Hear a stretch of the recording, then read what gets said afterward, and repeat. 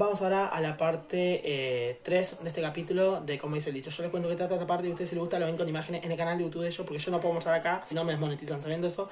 Comenzamos en la parte 3. Paulina humilla a la mamá de su ex amiga por ser mesera. Bueno, en el dicho está el meta hablar del reto es de chill. Así que justo Tomás tiene el video donde están haciendo el reto es de chill y aparece Jimena molestando a Paulina. Y también hay un video de Paulina tirándole el teléfono a Jime. Así que la abuela de Paulina ya se enteró de todo.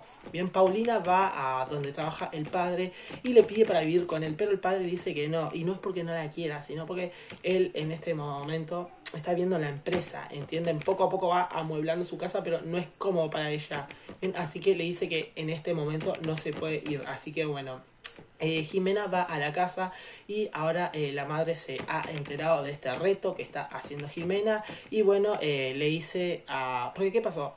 La madre de Jimena le compró el teléfono nuevo, pero Jimena fue la que empezó con los retos de chill, así que Paulina se lo rompió. Y claro, ¿cómo la madre de Jimena le va a dar la razón a Jimena, la hija, si ella comenzó todo a molestar a Paulina? O sea, le da la razón a Paulina y quiere que todo este tema se acabe, ¿bien?